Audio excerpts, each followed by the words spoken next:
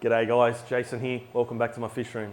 So in today's video we're going to be heading back to Adam's fish room and he's going to give you a bit of an update on what he's done. Just bear in mind when you watch this footage that the audio isn't as great as it is now because I did record it before I purchased a microphone. Anyway, onto the video. Rightio. Last time we filmed this tank we couldn't see any Calvus, and if you're a keen eye observer and you know what you're looking for, there's a Calvus right there. Just bumping up the ISO so you can see him, and Texas Holly Rock on the side. So this is the black Calvus tank. What's been going on in this tank, Adam? So they've finally settled in now, so yep. They don't dart and hide as soon as they see me, which is good. Yep. Getting a bit more comfortable. I haven't really seen any signs that they're starting to display or pair up. I've had two at the front here that they kind of stay in close proximity. That's about it. I haven't really noticed any of them starting to make a shell home or anything like that. So it's still slow going at the moment, but I do like the look of them. So beautiful fish. Yeah. How many in there? Four. Okay. Yeah, and I'm not really sure on the sex of them either. They all kind of seem around the same size. Yeah, it's like mine. Yeah, so I'm hoping I do have both sexes, but time will tell. You just got to be patient with the Calvus. That's it.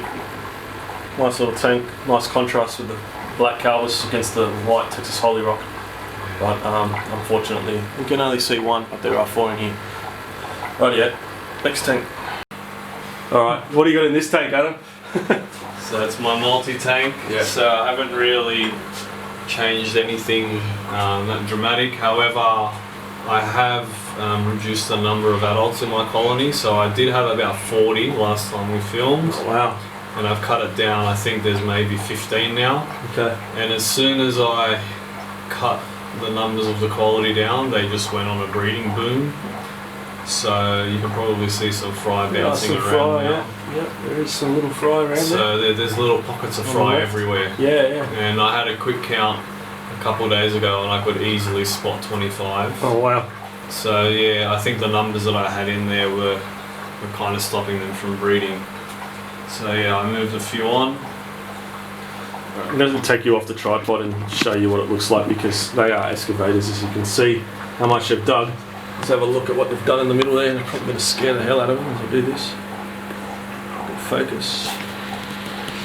See the excavation, how steep they've done that pit. Beautiful little fish. If you want to get into Tanganique and cichlids and start off with shellies, really recommend these guys. Very easy to breed. And they don't eat their babies.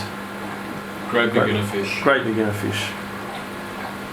This is Adam's Daffodil Bushadi tank. You can see the fry have grown a lot since the last video. Yeah, and you might be able to see there's actually 3 different size fry in there now. So they've had 3 spawns in this tank.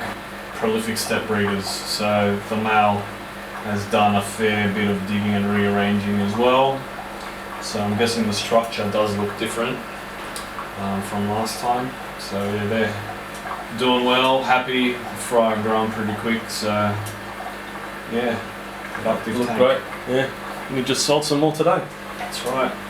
Okay guys, Adam's Regani Zambia Gold tank. See how much the fry have grown since the last video.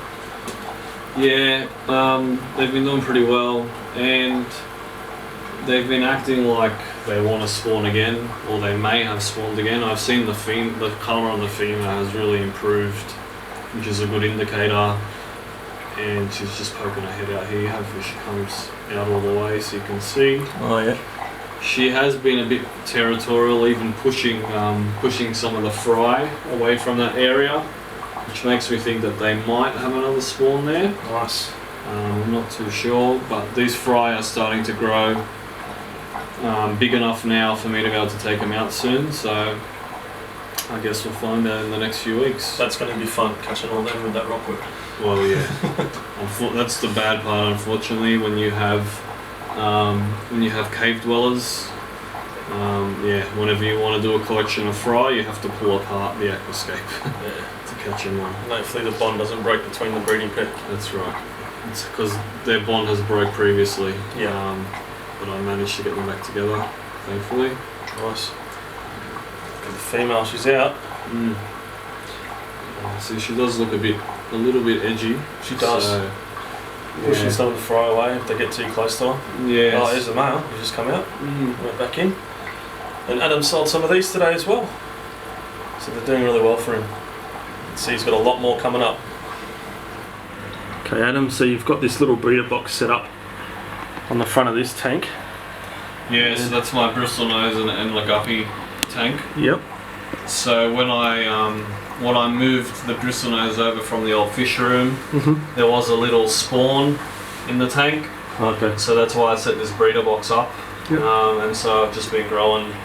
I grew that spawn out in here, so they are ready to be moved into the main tank now. Yep. The only reason why I haven't done that is because I've got yellow cherry shrimp in there with them. Yep. And they've recently had shrimplets. Ah, okay, so you don't want to disturb them. So I don't want to disturb them at the moment. I just want to let the shrimplets grow a bit and pass the 3-week mark. Okay. Before I start pulling things apart. Okay. So the shrimp moving around in there. Yeah. They look really cool. So when I bought the shrimp, I bought 6 yellow and 6 red. I initially thought that I'd be able to keep them together in the same tank.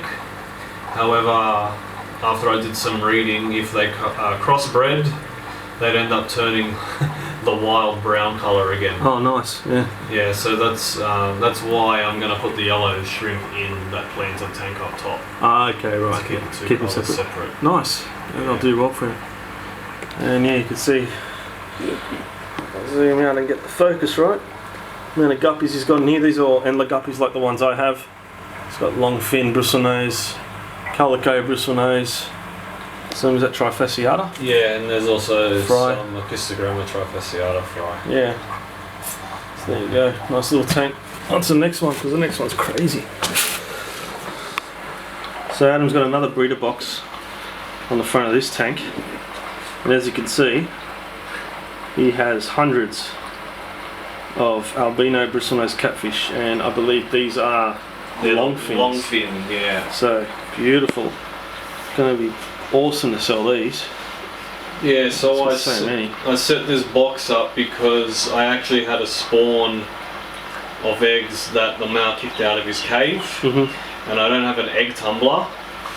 So I set this up with an air stone in it, into a small chamber, and it was successful and the spawn hatched fine. I didn't have any eggs, fungus or anything. So lucky. Yeah, so pretty lucky. So I thought I'd let the fry grow a bit because I've got a Apistogramma orange flash in the tank with the adults. So I let them grow out a bit so that the Apistos didn't eat them while they were too small, and I had another spawn, they got kicked out.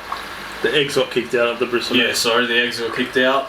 So then I did the same thing and I put those eggs in here, and it's just been a repeating cycle pretty much. Nice. So that's why I've got so many in here at the moment. I haven't wanted to disturb the breeding box while eggs have been hatched. Fair enough. So I've got about 6 clutches of eggs in there. Wow, that's 6 at the moment. Okay. Yeah, so I'm guessing there's probably between 250 to 300 or so. That's crazy. So pretty productive tank.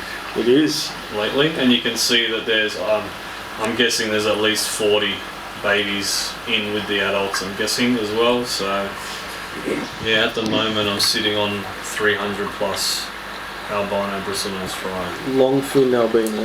Longfin, yes. Wow. It's a good amount. Yeah. He's going to be able to pay off his house and my house in no time. That looks amazing. Beautiful tank as well. I like the rocks and the driftwood. And the substrate as well. Yeah, so since last filming actually I moved my big main air pump in here, so you may have noticed now every tank has 2 sponge filters in it, not the one. Yep. That's always what I intended to do. I just wasn't able to put the big pump in here until I moved all my fish over. Yeah, that's why I've got 2 sponges in all of them now. Nice. You need it with this many Bristlenose. And here's some footage Adam sent me a couple of weeks ago. This is a Trifascia Yada female with a spawn of her fry, and as you can tell by his voice, he's quite excited about it. What did I tell you? I told you she was getting in breeding form. Seen 5 it looks like so far in that one frame. How awesome is that?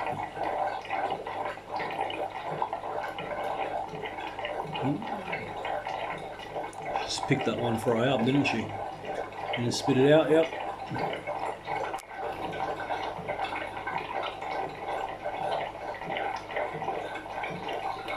Told ya, she turns yellow so the fry can see her. Wow, there's actually heaps of them.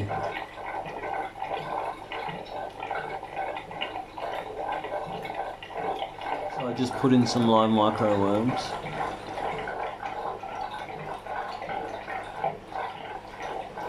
There you go, you can see, biting at it. Boom.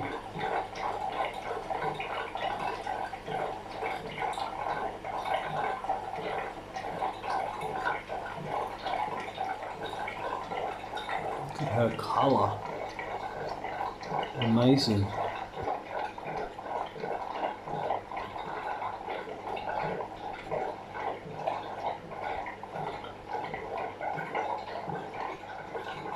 There we go, they're definitely eating the microworms, which is good.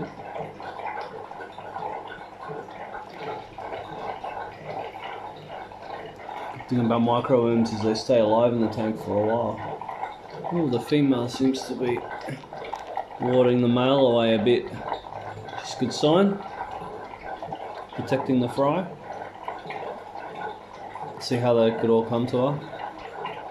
As soon as she popped back, you can see her easily. She's so bright. So there you have it, guys, Adam's update on his fish room. I really hope you enjoyed that video. If you did, please hit the like, comment and subscribe buttons. I really appreciate it. All right, I'm going to wrap this video up now, guys. Thanks heaps for watching, and I'll catch you in the next one. Bye.